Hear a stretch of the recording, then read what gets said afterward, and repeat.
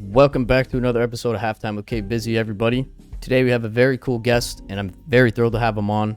We have Epidemic joining us today. Now, Epidemic is a member of the community that loves skins just as much as the rest of us, but he has a little bit more passion than the average person, I'd like to think. He loves skins so much that he actually collaborated with Bit Skins, and they made a website which many of us know and many of us use, including myself, called CS2Inspects. The story behind it is really cool, and I thought it'd be a really cool topic to cover on the show, so we got in touch with Epidemic, and he was more than willing to do it. I think you guys are going to enjoy today's episode. If you're new to the channel, we have episodes coming out every single Friday, from pro players to content creators to traders to esports organization owners. We've had so many people on the podcast, so there's almost a guarantee that there's at least one other episode that you'll find on the podcast that you will enjoy. So make sure you guys go and check out some of the other podcasts we put out. If you're a returning guest, feel free to like, comment, and subscribe. It helps me out a bunch. It only costs you a couple seconds of time. But without further ado, we're going to get right into today's episode. Shout out to Epidemic. We'll catch you guys on the outro.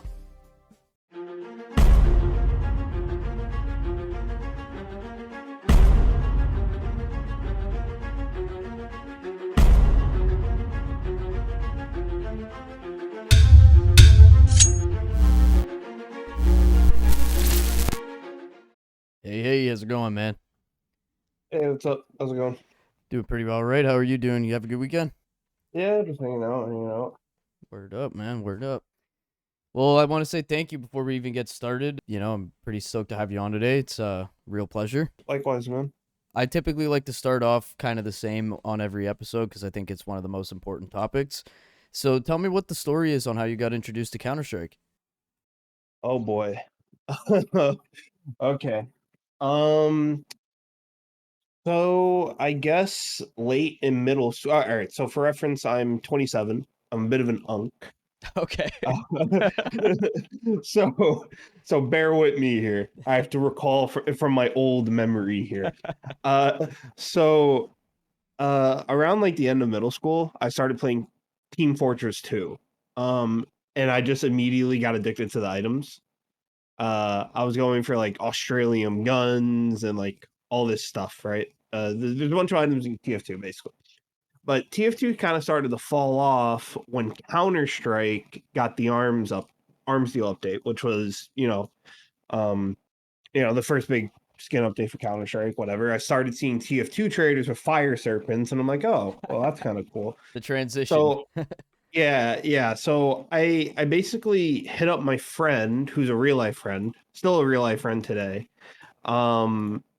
He was on Counter-Strike and he had some items, like an Op Asimov I saw he had and stuff like that. I was like, oh yeah, that thing's cool. Because back then the Op Asimov was like, kind of cool. And I messaged him and he started telling me about all these items and whatever. Okay. So I download the game, buy the game, I think it was $15. Yeah, whatever. I get on, I open 20 cases, and I ended up pulling 2 knives out of my first 20 cases ever. Wow. It was a gut knife fade and an M9 Forest DD pad. So not the best knives or anything, but like that basically pilled me into Counter-Strike items. And then from there, yeah, rest is history. This was like freshman year high school. Oh, yeah. So, yeah, man, those were golden days when you look back at them now, man. CS has come a long way since then. It's crazy. Yeah, it's definitely insane. I mean, back then you could get like a 6.61 AK, like 150 keys, maybe 150 keys. That's kind of probably foreign to some people, so that equates to like $250. Yeah, $250 was my first 6.61 entry. yeah, and the keys that was like the meta for trading. Like that was the way to do it back then. Now obviously you can't, but I'm not even sure some people listening might even be like, what the hell are they talking about trading for keys? It's like you said, it's foreign nowadays. Yeah. So like it was a completely different world back then for Counter-Strike items, but like that's what it was. You would go on Reddit and buy stuff for keys. That was what we did. There was no like cash trading and API trading marketplaces yet. Like OP skins wasn't even really a thing until later. That's what it was. Yeah, I don't know. I really enjoyed that in high school because when you're bored, you just go on Reddit, right? Yeah, exactly. And I remember when I was in I would do it in what class? I think it was chemistry class maybe, or some type of science class. I was in grade 10, and I would just be on the Steam discussions forum on Steam Mobile. I'd just be, have this, want to trade for that, send offers. I'd just be scrolling through my offers, dude. Like that was some of the best times in trading, in my opinion. Like such a good time. It's definitely an era. Definitely an era. This episode of Halftime with K Bizzy is brought to you in part by PriceEmpire.com. PriceEmpire.com is absolutely loaded with essential tools for any skin enthusiast. Whether it be their blog, their price comparison app, the trending deals, or your personal inventory tracker, I mean, Price Empire really has it all. PriceEmpire.com is trusted by more than 1 million users on Trustpilot to ensure everybody that it is a fair and legit website. PriceEmpire.com is linked in the description. Go step your skins game up today. I guess you kind of touched on a little bit with, opening up those 2 knives out of those 20 cases, but was that what kind of drew you into the game so much when you started playing? Yeah, I was fairly an interest in skins. Eventually, I was skin pilled, but the rest of my friends weren't. So we just started playing the game. Just normal. We were Dust 2 warriors, like the OG Dust 2 warriors. We were literally Dust 2 global elites. Like we were a part Oh, of the problem back then. Like that okay. that was it. Yeah. So I mean, we just started playing the game off that, but I was always more into the items. Okay, I Uh gotcha. So for you, what's it been like seeing CS grow and evolve so many different times? There's been so many things that have happened since the release of CS:GO. Is there any like specific update or event that happened that stood out to you and meant a lot to you? CS2. Yeah, I mean, fair enough. no other way to put it, it's CS2.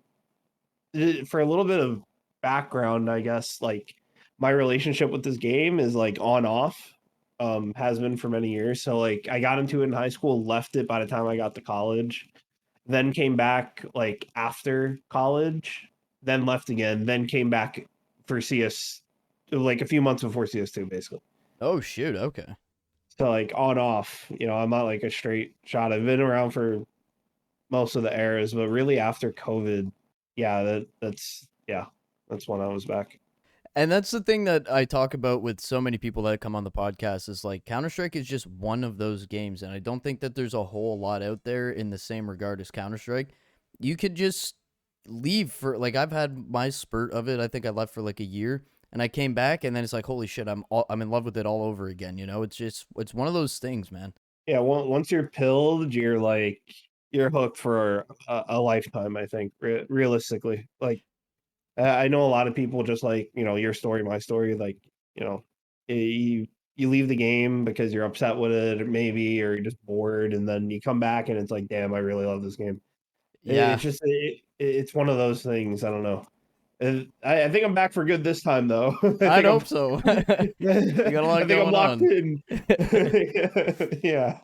So, of course, with skins being as big of an interest as it is for you, what do you like most about the skin scene? Is it kind of like the crafting or the unboxing or just kind of collecting?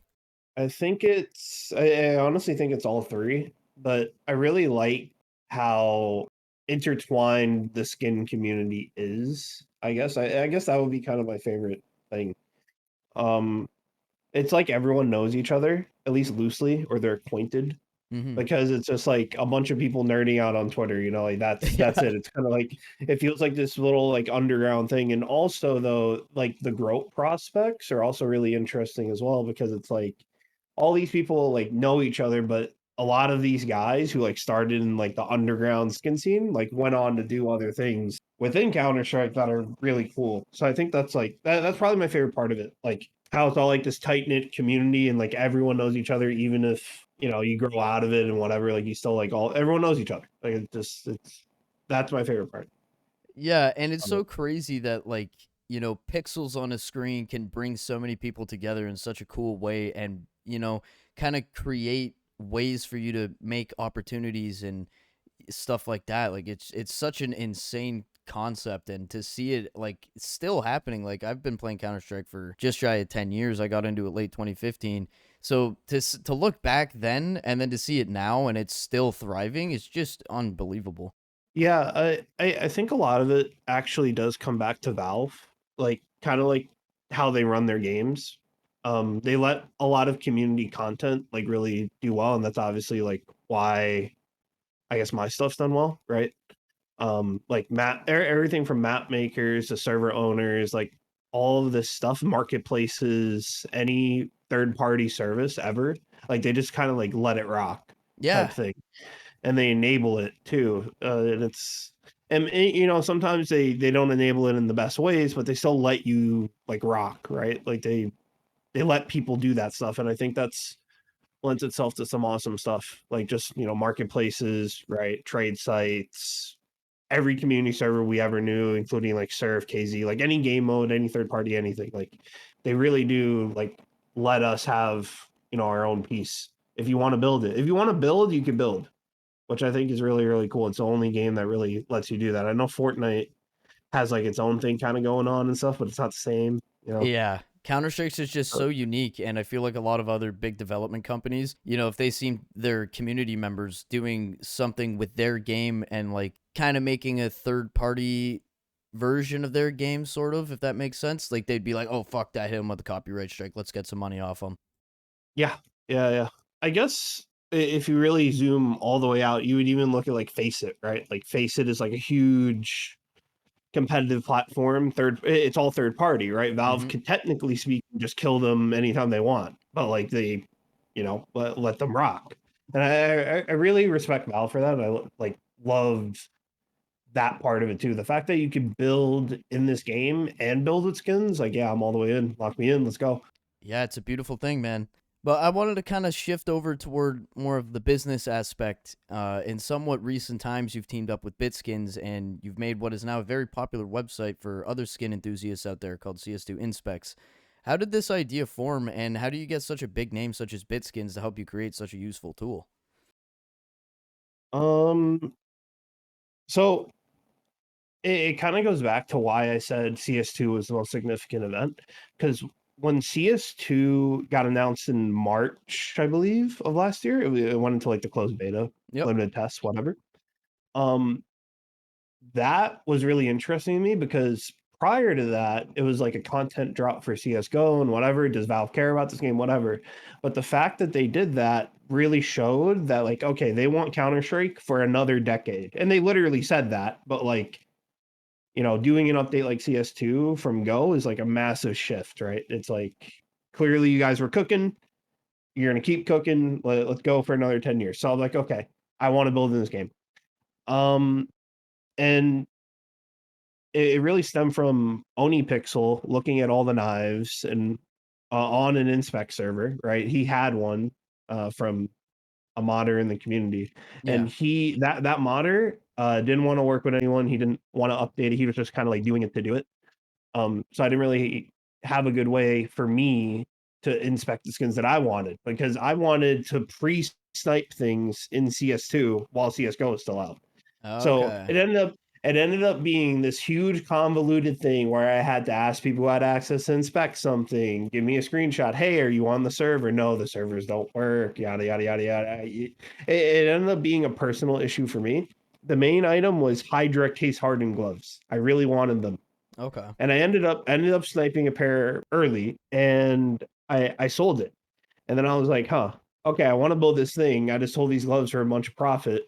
So I opened up the server and I started with a video inspect bot, like the just a simple script that turned a skin around 360 Okay. in the default inspection. And I opened that up. It got like 500 members. Um, and yeah, then eventually we got the CS2 servers, and then from there it just kind of like exploded because we were the first one. Yeah, I remember Um, seeing you guys very early on, and it was very obvious from right out of the gate that you guys were taking over that kind of scene, I guess. yeah, it stems from like a personal collecting standpoint as well. Like I've traded and collected many times in this game, many different cycles. So I kind of like know what people want, I guess, for this stuff. And I'm pretty receptive to the feedback that I get in the Discord and whatever. So I was like, okay, I'll build it. Why not? I have the opportunity to, and yeah, that's what we did. I love when people, I know a lot of people IRL, and it's always like, oh, I wish I could do that. Oh, I want to do this. And when I hear a story from someone like yourself, where you were like, oh man, I wanted this to happen. So you said, fuck it. And you made it happen. Like, that is some of the coolest shit to me ever. I love when people have, stuff like that, like an idea, they create it, and it just turns into something successful. I love those stories. So hats off to you, man. Big time. Yeah, yeah, thank you.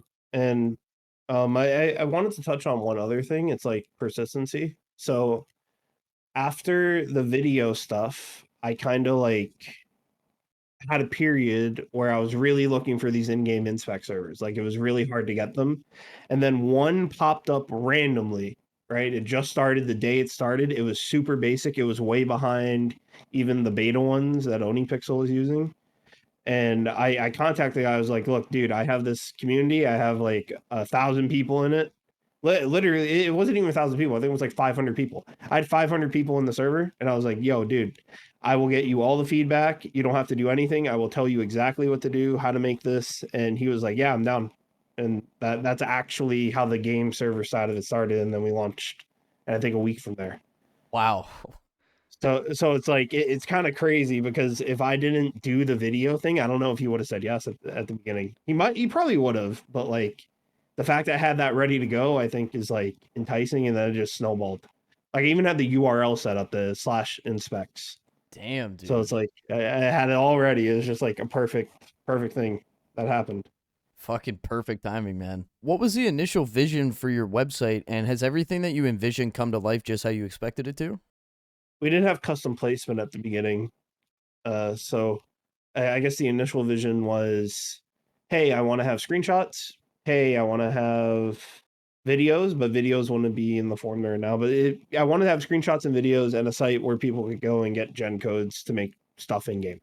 That was the initial vision, and then we got that, but then custom stickers came out and blew the lid off the whole thing. And then it's like, okay, now you're making a highly technical, highly very feature rich product, and you have to figure out how to do that in a very effective manner.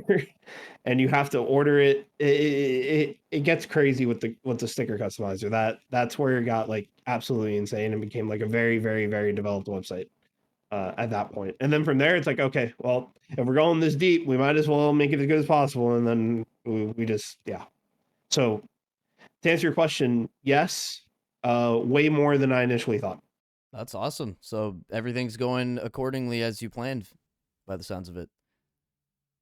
Yeah. I actually initially wanted to start the inspect stuff to have like a core community to market something else to.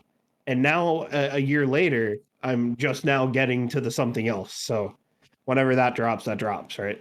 Yeah, for Um, sure. but but it was started at a core to get a core community for that. But then the inspect thing kind of like took over everything because it got too big. It just got Yeah. insanely big. So like that has to be the main thing right now, you know? And with Um, something like Charms that just recently came out, was that something that kind of threw a curveball in your plans, or like does that really affect what your um, guys are doing at the time? so So unlike the sticker customizer and the custom sticker placement, the charms we actually had a relatively few months heads up. So we were kind of like in the mindset like, okay, we're gonna have to deal with this thing. So for the most part, we're relatively okay. The math is really complicated that they use to do that charm in the game. So that's been one hurdle that we'll probably get over at some point. But other than that, no, I mean, we have the screenshots working, we have videos working, we have the in-game part of it working. Like, yeah, no, it's for the most part, we're good. And anything else they drop, we're kind of like pre-ready for because we see it that they're adding it in the game functions. Like you see, Gabe follower constantly, talking about new strings and whatever. We keep track of those too, and we keep track of like specifically the item side. So like we kind of like know a little bit in advance, at least a little bit, that like something's probably going to happen to a certain thing. So we're always kind of like proactive there, I guess, if that makes sense. Yeah, no, for sure. And Gabe Fowler, I mean, that's the guy you want to pay attention to. That guy knows a lot of shit. So you guys are on the ball for that one. Yeah, yeah. Gay follower is someone who posts like publicly new stuff that he finds. Yeah, so he's a good example of like looking for that type of stuff in advance. Yeah, we had him on the podcast a few months ago. He's a really cool dude. Really cool dude. Yeah, I'm sure he is. So there's a lot of awesome features on your website, and it works flawlessly. Me personally thinking about it, like I'm not sure what else you guys would be able to do because it looks like you've achieved pretty much everything you could do. But could you fill in the listeners on things that you might have planned for the future, if anything at all?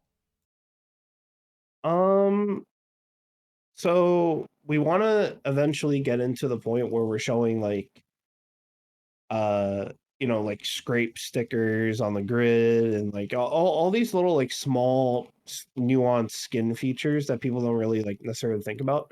So for instance, on our site, like unlike a bunch of other sites, if you type in a pattern and it's a pattern based skin, we show you that pattern on the grid. So it's like little things like that. I want to add a full catalog of all knives, all IDs, all wares. That will be up relatively soon from this recording. I want to show all gloves, same thing, all patterns, all wears, whatever. Uh, just really making it like as good as it is possible to make, a skin and spec site. Like, but because late stage and even CS:GO, it was like still kind of hard to like do inspect servers and whatever. And the whole goal of CS2 Inspects is to be like the all-in-one place to do that thing. And that that that objective has been our objective for the past year. Um, I think it'll remain that kind of forever. But for the most part, we kind of covered everything, which is awesome. Yeah, and it seems like you guys have done it in a really quick fashion too. Like you guys haven't really waited around to, keep up on, new stuff that's coming up or just update the website right when it came out with, all everything that you got on there now. I mean, it's set up beautifully. Yeah, a huge portion of that is actually thanks to Bitskins and our team. So Bitskins kind of came in really early. I don't know if I actually answered the question earlier about like how I met Bitskins. Yeah, tell me about it. Yeah, yeah. So I actually had a mutual with them. Some people might know him, Care. And Care was like, "Hey, Bitskins might want to sponsor the servers." I was like, "Oh, that could be cool." I've used Bitskins a lot in the past because prior to coming back to CS, I got into H1Z1, and that was like the main place for H1Z1 items, Bitskins. Okay. So I was actually really excited to work with them, and so was my developer, one of my developers, because we were both, we met in H1. So we end up going with them, and they, pay us enough to keep the lights on, and we all make a little piece every month. So we were like, okay, well, since we're doing that, we might as well try to grow as much as possible. And as a result of many sleepless nights, like I'm talking, I don't know, 5 hours a day from pretty much everyone on board, late night, Damn. like yeah, so it's a lot of sleepless nights to get it to where it is. It people maybe don't realize the complexity of it. But if you're a developer, I think you kind of know. Like if you've done any development or tried to work on any of these websites, you probably know how complex this website is. But if you're like a normal user, you maybe don't realize like it's actually a ton of sleepless nights to get it to where it is right now. We're gonna keep doing that for the next thing, and make sure it's built to last. Yeah, for sure. And like, I give nothing but hats off to, the sacrifice that you have to make when you have such a huge project like this. But it's super important to, give yourself breaks and stuff, man. We don't want to see you burn out, dude. Take care of yourself too. That's it's happened more than once. I'll say that it's a lot, a lot. Yeah, Um, it's part of the but game. but yeah, it's definitely part of the game, for sure. So your website's gained so much traction and you've gotten a lot of very positive feedback by so many people. I still see it all the time. What's it been like for you seeing something that you've had a huge part in creating turn out to be such a success? Have you ever gotten a chance to kind of look back on it, or are you just constantly moving forward? Nope. It's still kind of like I don't know. It went overnight from just like queuing into a matchmaking game, playing normally, whatever, and then you queue into a game, and then you're all of a sudden you get recognized, right? Like Mm-hmm. that's like I know a lot of streamers, probably a lot of people you've interviewed, right? Like they probably, eased into that, I guess. I don't know if that's like the right terminology, but I get what you're saying. like it was kind of like I didn't play for a month, came back, and then it was just like weird. Like you'd queue into a um server and people are like, "Oh my god, it, Epidemic!" Yeah, like it's definitely something I don't, I guess I don't deal with well. So I guess I don't look back on it ever. Like I don't look back on how good it is or not. I just focus on like making it as good as it can be, if that makes sense. So yeah, I guess to answer your question, just looking forward, main thing. Okay, I gotcha. It's like a little overwhelming when you have all of the eyes on you and you're kind of like Yeah, the try center not of to think about attention. it. Yeah, try Okay, not to think about it. So whenever like if I get shouted out on a stream or something, that happened the other day because we gave Arrow something, right? So you end up getting shouted out on a stream, and it's like everyone in the chat's adding you, whatever, and it's like, um, I don't know, and I don't deal with it well, I guess. But either way, yeah, it's definitely like fun. It's fun for sure. it's Like as got to long as feel I'm pretty having fun, surreal. yeah, it's definitely something. It's definitely something, man. Hey, well, at the end of the Uh, day, if people are, showing you the love like that, like, it's got to let you know that you're doing something right. yeah, and I think because I spent so much time in the skin community, I kind of know what's right and what's wrong to do. Um, to keep that because I've seen a lot of people, I guess, get called out for a lot of things, Yeah, you know. yeah. There's definitely some So good and some bad role models out there, to say the least. yeah. Keep the head above water, you know. Don't get lost in it all, and just keep building. Keep That's the main pushing. thing here. Yeah. So, was putting together a huge project like this something that came with a lot of challenges, or was this relatively easy to work on? It came with a bunch of challenges. It was, all of a sudden you're like, this is my technically probably my third company, I guess I would say. Oh, shit. The other two probably would be considered failures. So I had like some type of idea on how to manage and like do things and tasks. But when it comes to working with people across the world on all different things, so like we're talking community maps, we're talking graphics, we're talking web development, we're talking server development, we're talking backend development, we're talking more front end development. Like it's a whole bunch of people. Like so working with everyone in like different time zones and like making sure they're all right, keeping them on task, checking up on them, being persistent, like all of that stuff. That's all stuff I had to kind of like learn really quickly. Mm-hmm. Stuff just want to get done, or it would be done incorrectly, and then it's like so yeah, there's challenges, but uh ultimately the feedback from users is a big one. Like if you just listen to that, I think generally speaking you'll be all right with anything like this. Like if you really listen to that and you really like sit there and say, okay, yeah, that's a big issue, let's fix that. And no, that's not that big of an issue. Let's save that for later. Let's focus on the bigger issues, like stuff like that. I think generally speaking, your users will be like the right way to go. When we had Min Lee on the podcast, Gooseman, he was kind of telling me a little bit similar about something. It's probably a little bit different because we're talking about your website versus the game that he created, Counter Strike, obviously. He was talking about when he would have to go and listen to feedback and they go and put a feature in the game, and just so many people would, say, "Oh, this is dog shit. This is dog shit. You got to fix it." And, "Oh, this is super good. Don't fix it." And it puts you in a specific spot of like, okay, who do I listen to and what do I do here? So I'm sure that's got to be a little challenging at sometimes, because at the end of the day, this is your product. You know what I mean? So you want to do what you want. Right. Yeah. We've had a few situations like that, but nothing on the scale of what he dealt with. I guess nothing on the scale of what he dealt with.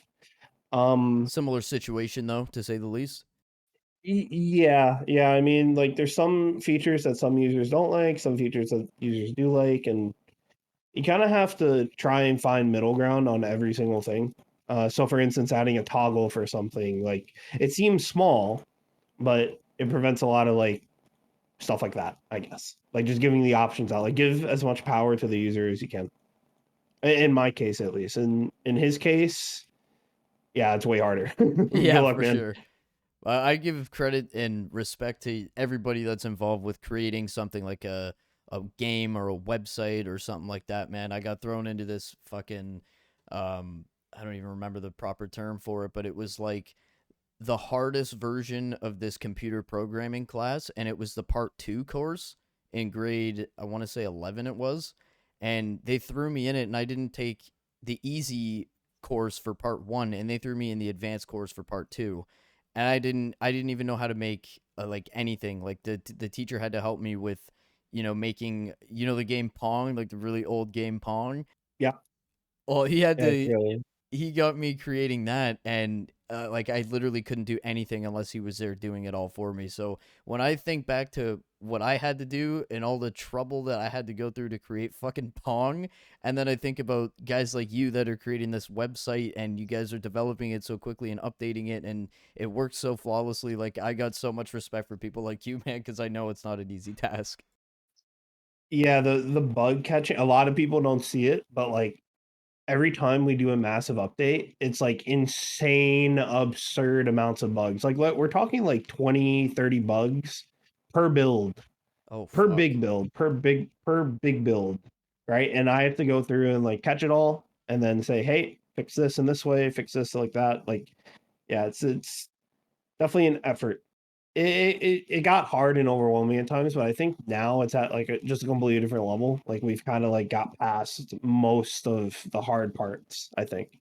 And the teams like work together for longer, right? So it's just, you know, The routine's a all that lot stuff better kind now of. that it's established, kind of. Yeah, it's a lot cleaner as time progresses. Like it just gets better and better and better, like in terms of development time, in terms of like how we understand tasks, how we do them, bugs to catch, stuff like that. So you have a pretty big audience, obviously, and you've seen a lot of growth since your entry into the scene. When you look back from now to your past, is there a special standout moment in your journey so far? Probably when we finally when Oni Pixel shut down his servers.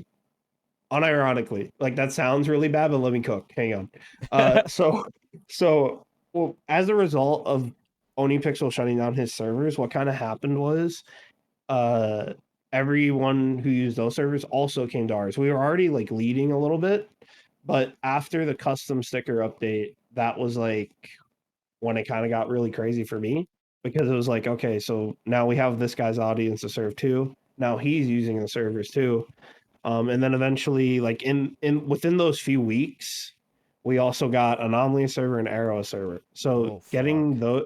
getting all those guys servers and getting to kind of like give back to them and their communities, I think is insane. Like I think that's definitely like a goal when you start something like this at the very beginning.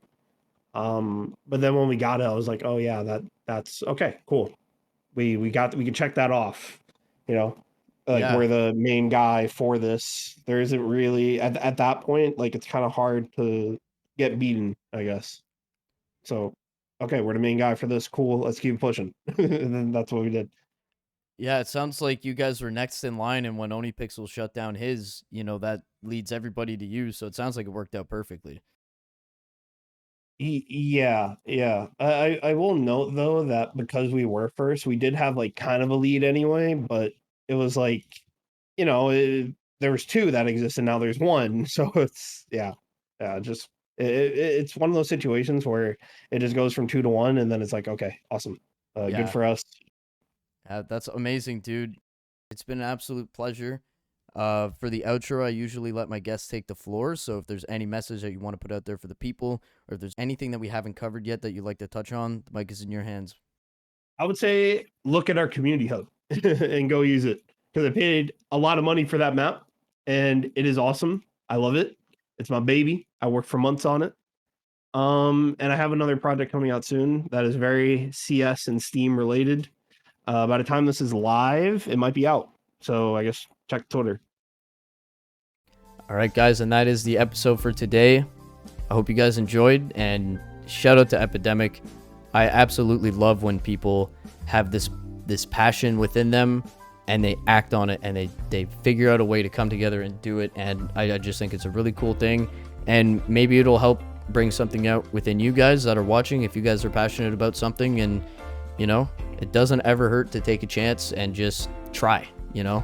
So mega shout out to Epidemic. Mega shout out to you guys that are at home watching or at work. Now that the podcast is out on Apple Podcasts and Spotify as well as YouTube, I've been hearing things that a lot of people are watching this on the go, whether they're at work, driving to work, just cleaning up around the house, you know. So it's really cool, and I'm really happy to have you guys a part of the journey. There's some links down below for Epidemic. I would highly recommend you guys go check them out and show him some love. I also have my links down there as well. I do a lot more than just the podcast, and if you guys would be willing to check it out, that would mean a lot to me as well. But that's all we had for today, guys. Much love. We'll catch you next Friday. Like, comment, and subscribe. Till next time, y'all.